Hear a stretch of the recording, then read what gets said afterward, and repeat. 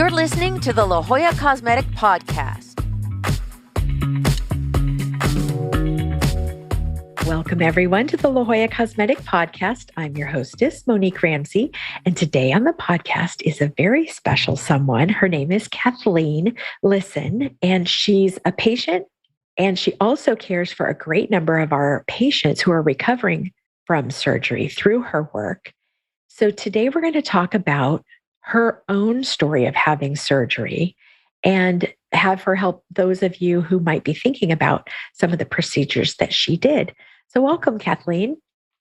Hi, it's so wonderful to be here. Thank you so much. So tell us a little bit about yourself and your job when you're not coming in for something fun with us. What are you doing?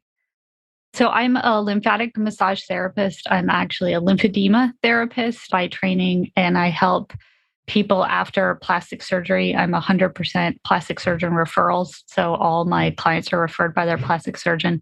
Basically, I take the skills and tools that I learned in lymphedema therapy to take care of the swelling and fibrosis that people will get after cancer treatment, and I apply them to the recovery from plastic surgery.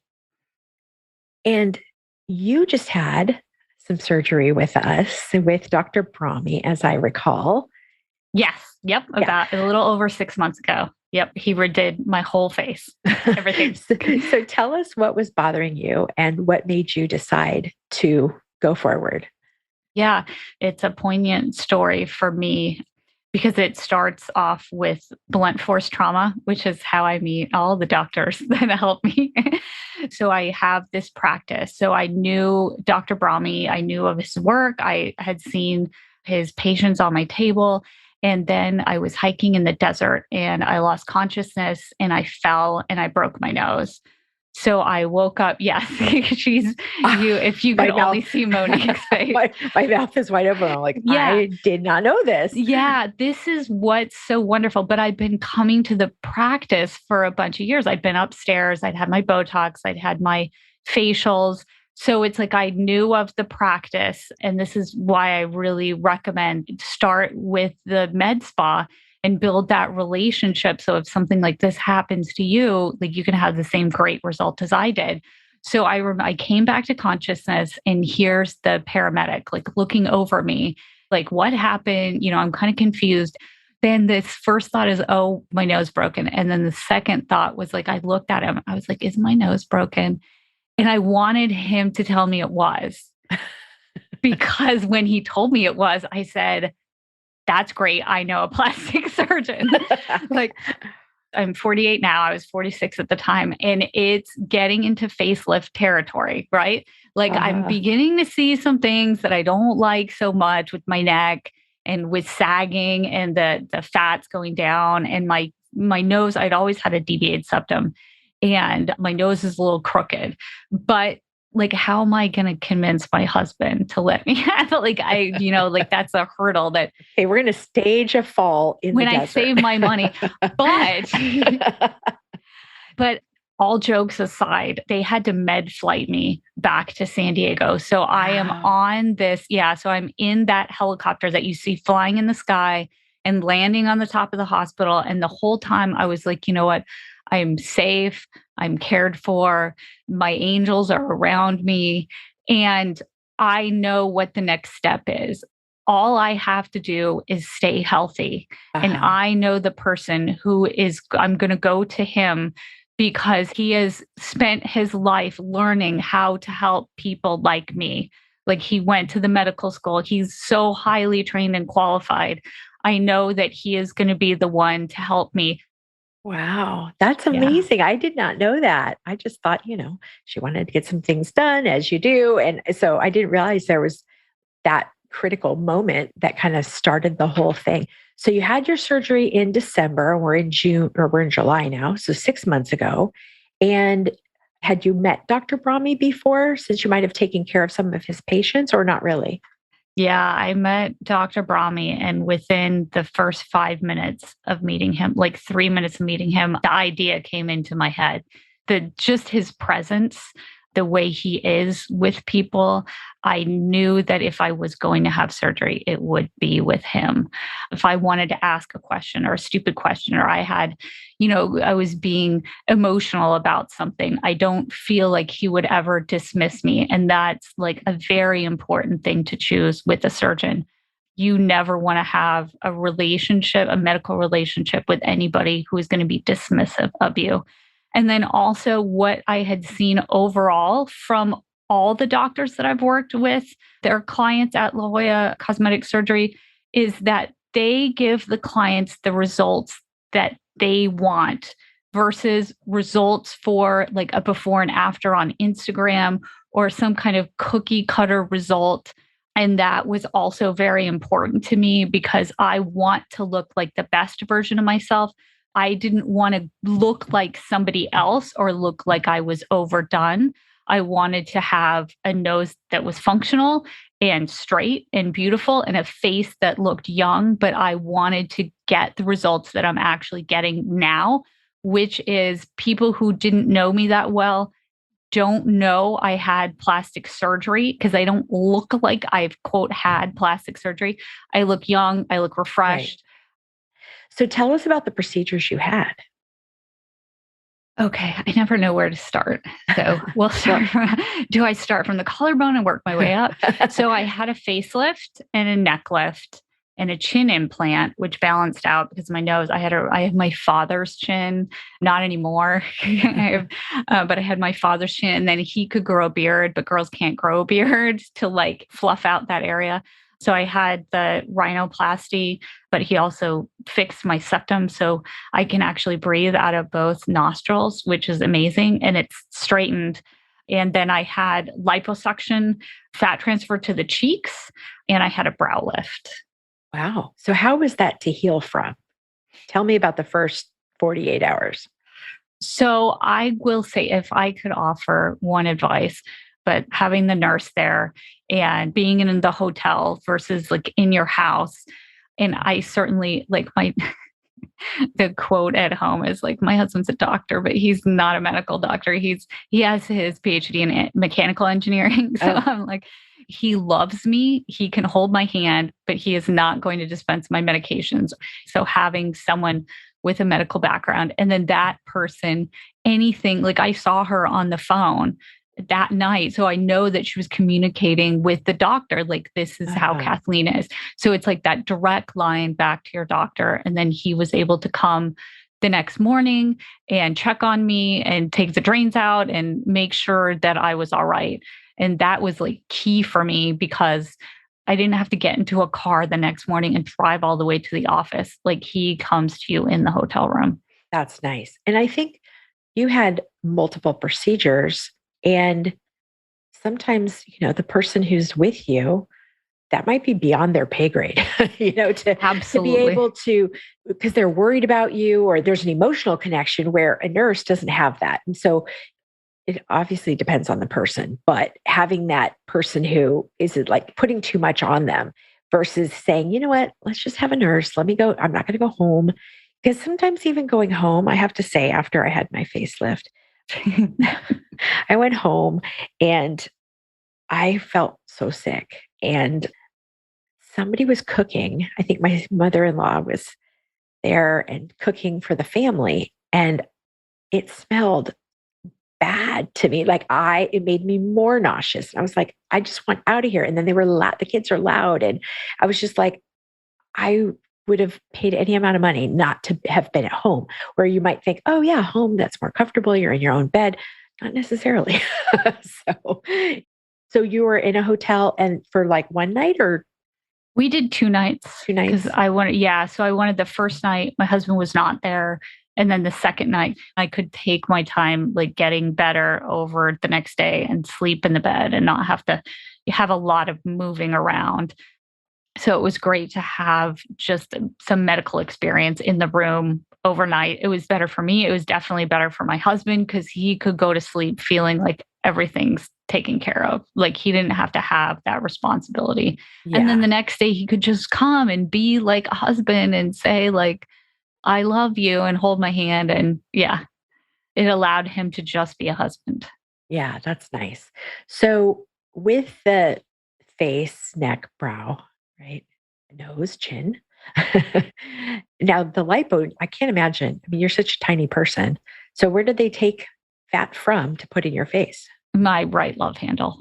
So it's the tiniest little scar, which looks like a freckle. It just looks Yeah. like a freckle. Now, did you have any trouble after surgery, in that first couple of weeks afterwards when you go out, like hiding any scars or did you have bruising or I suppose you had swelling? Yes, swelling. And then you have to understand. So I started seeing people in my office 2 weeks afterwards, and I still had swelling and bruising and scarring. But this is my job. Like everyone there, the amount of respect that my clients have for me has increased because I know what they're going through. Like I've been through surgery too. So I wasn't expecting any pushback, but this is a big concern for many people who aren't in the profession that they really want some answers on when can I actually go out? When Uh-huh. can I actually be in public and people not know? Yeah, Yeah. exactly. And we had a patient and she was the cutest thing.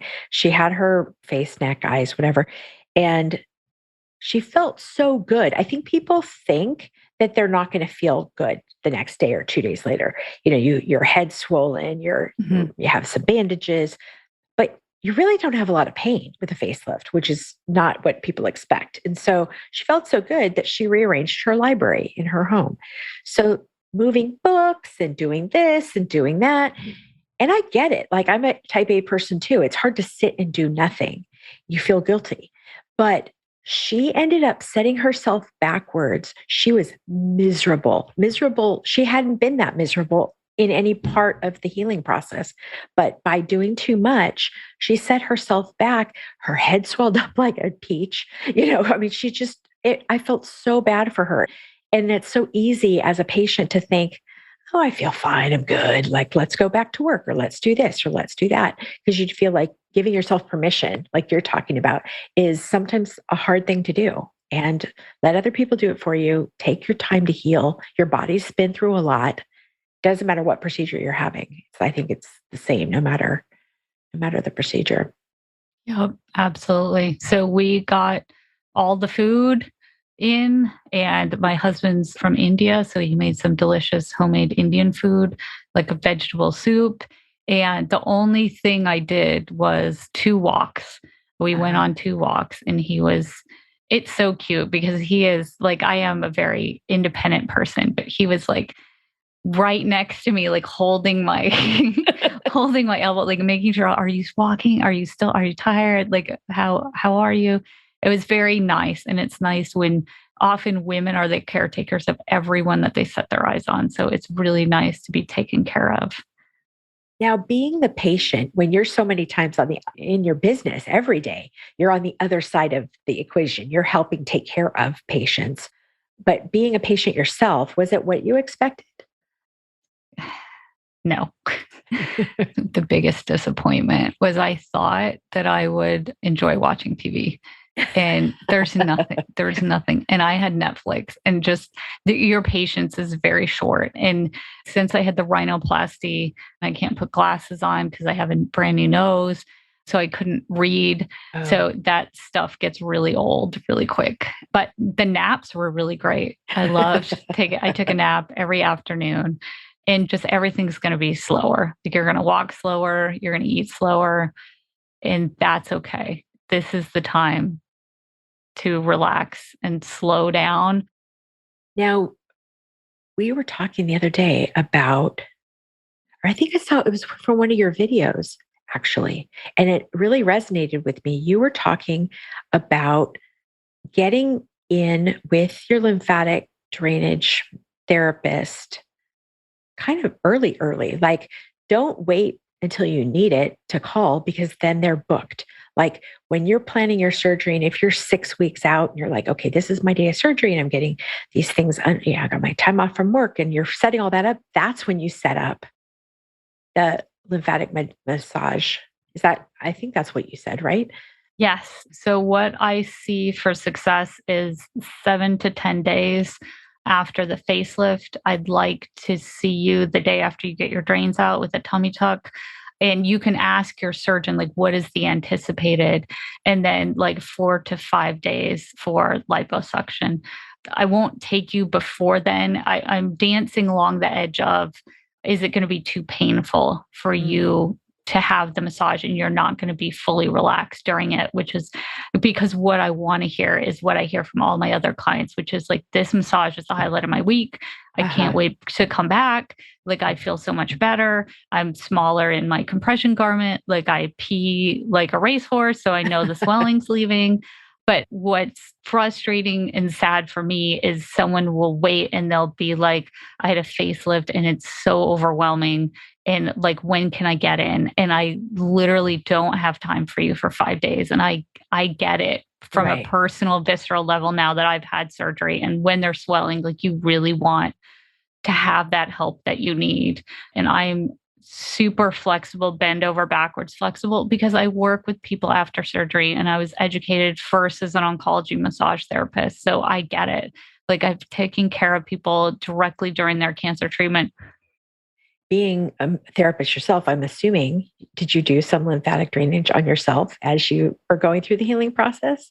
I did. And that was perhaps the most humbling thing for me, because I think I do have that little type A thing in my head. And I said, well, I'm getting MLD and like, I'm going to do it on myself in the morning. And that means I'm going to heal like 5 weeks faster than everyone else. No. The human body heals when it heals, and there is no recovery that does not involve patience. So I did it every morning, but I'm healing up just the same as everyone else. Definitely, there's no magic. The human body takes its time to heal. Now, what did you do setting yourself up for success before surgery and after? Like, if you were to say to somebody, here's the 3 things I did before and the 3 things I did after that you would recommend for patients. Yeah, absolutely. The human body should be at its healthiest when you deliver it to a surgeon. So number one, it should go without saying, actually crack open the book they give you at La Jolla Cosmetic and read your pre-surgical instructions. No surprises are best. There's that appointment like 2-3 weeks beforehand where they'll remind you of stuff, but there's some supplements that you need to go off of. And I needed to go off of my birth control. And there's some things that you can stay on, but I want you to have that conversation with your doctor. If you are on medication for a chronic illness, let's have that understanding. So that will go towards the traditional tenets of rehabilitation, which is like exercise, cardiovascular, and weightlifting exercise. Nutrition, we're getting, 5 fruits and vegetables. If you feel like you want to have a complete plan, there are definitely registered dietitians out there that can help you with that.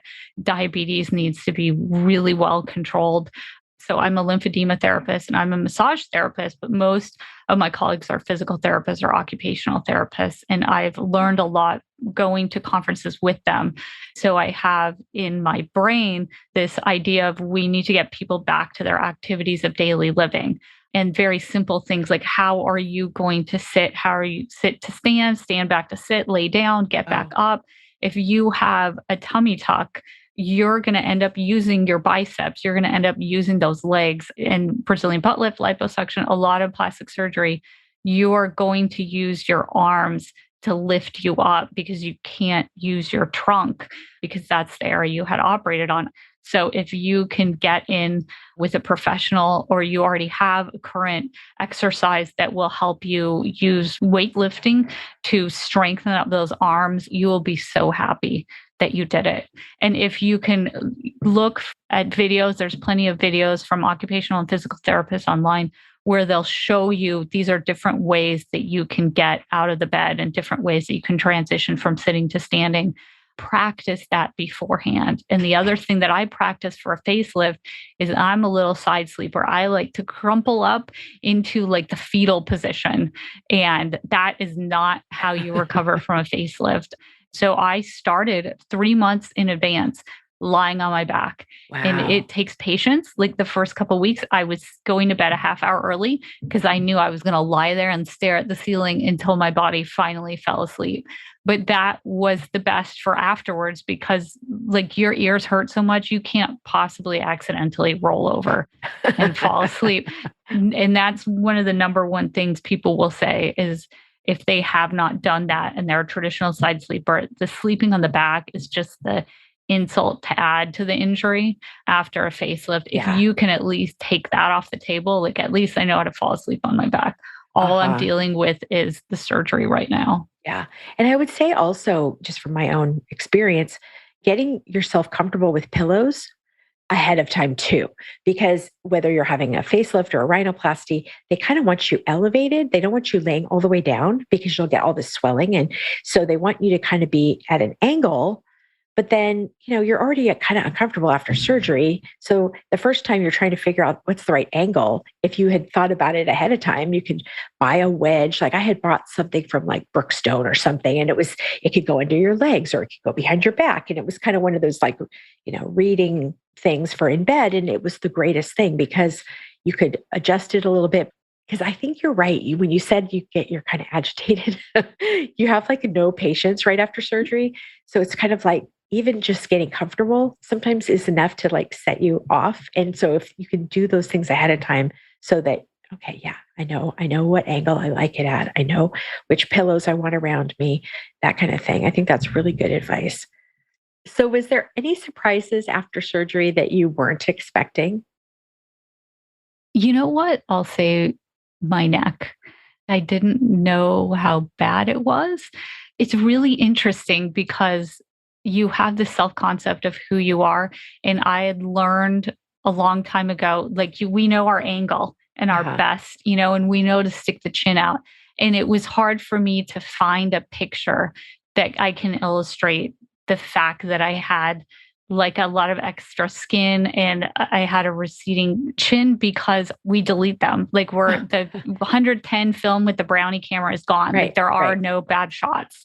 It was very interesting for me to see how well it's turned out because I didn't know, a lot of people like, I didn't know it was that bad. Like you didn't know it was that bad until now. And my husband was matter of fact, but he was supportive. And then interestingly, one time he said like, oh, I can see what the surgery did. And I was like, what do you mean? And he's like, when you turned your head to the left, on the right collarbone, the skin moved. And he's like, before, like I had extra skin, so I could turn my neck and like, I wouldn't actually, there was so much skin, like it wouldn't actually move. And he's like, now I can see like you have the correct amount of skin for your neck.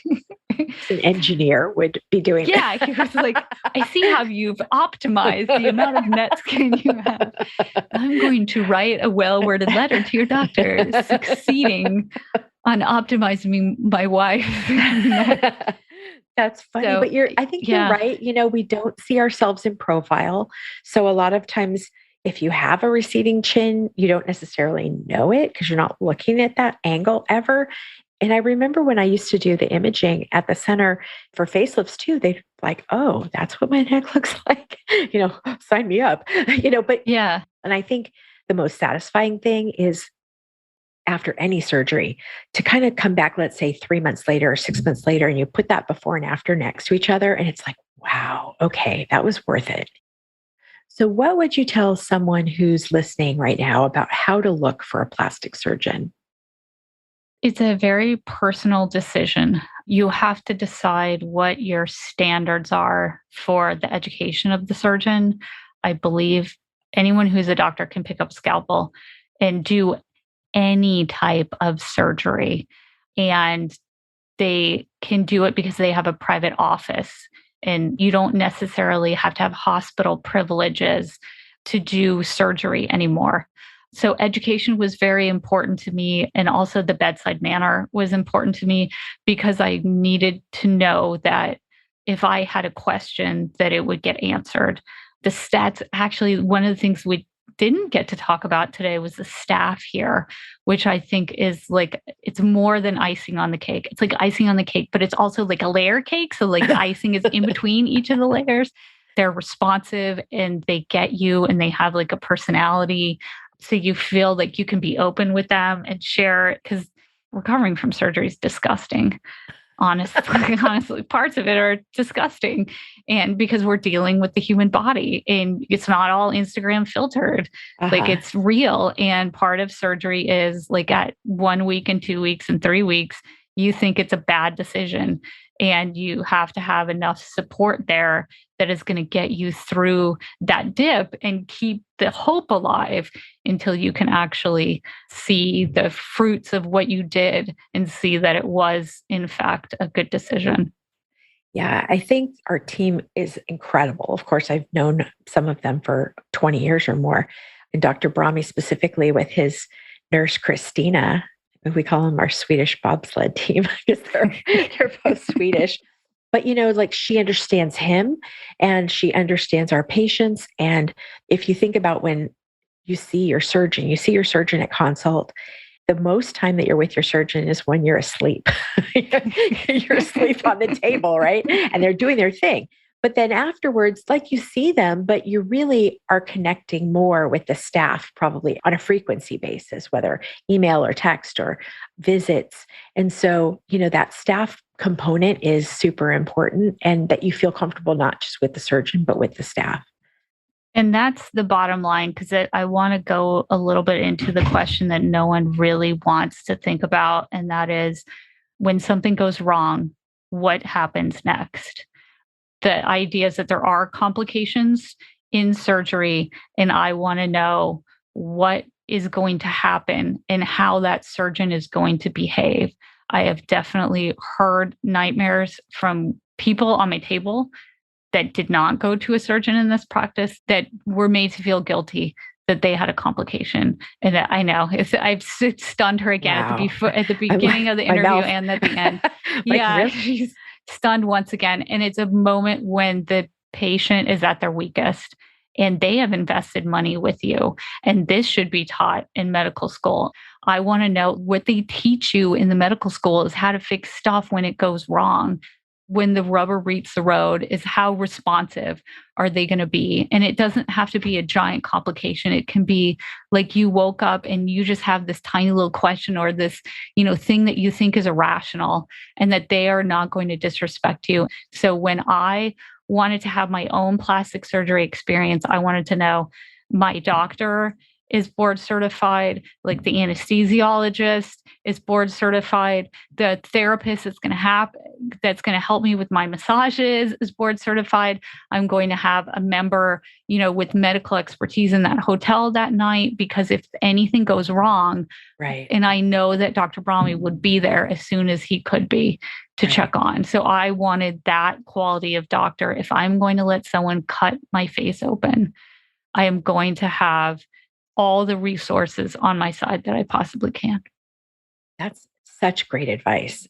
We're a big practice. We've got 6 surgeons, but we never want it to feel like a mill, next. That's just not who we are. And I think the one great thing about a practice like ours that Dr. Brahme, let's pretend he went on vacation 2 days later and 4 days later, you're having an issue. There's 5 other surgeons who can take care of you.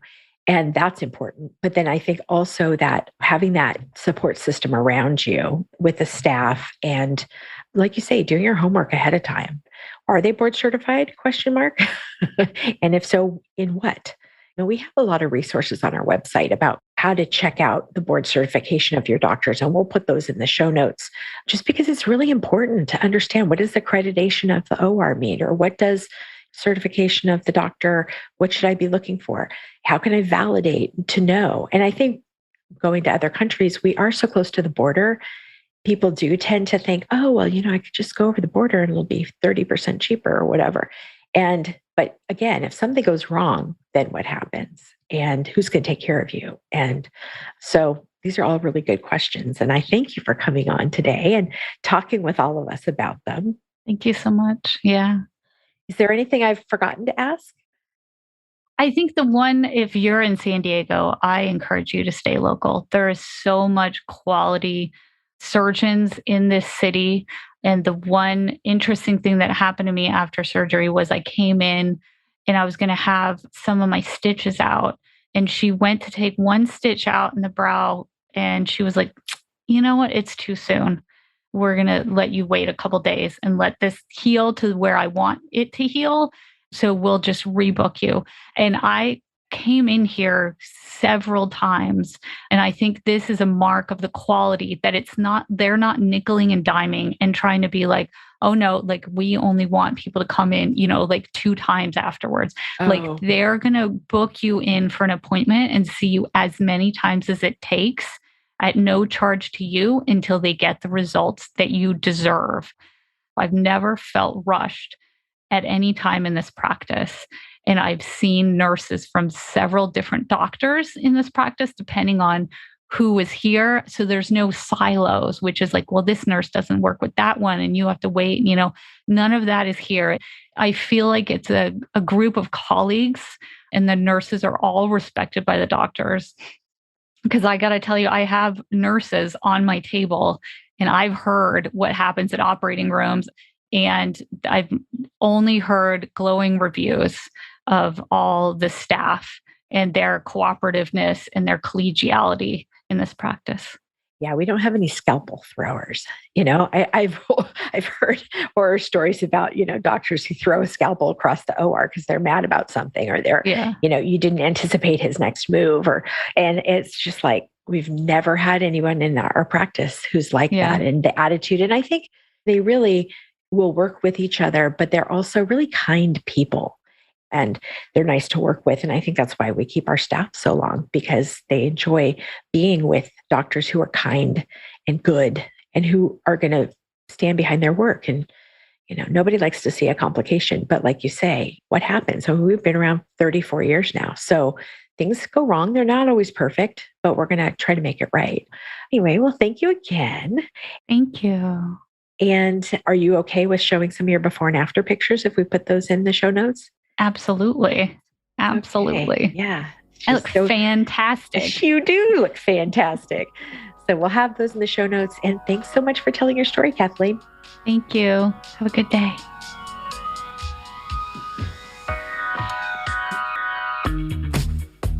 Take a screenshot of this podcast episode with your phone and show it at your consultation or appointment, or mention the promo code podcast to receive $25 off any service or product of $50 or more at La Jolla Cosmetic.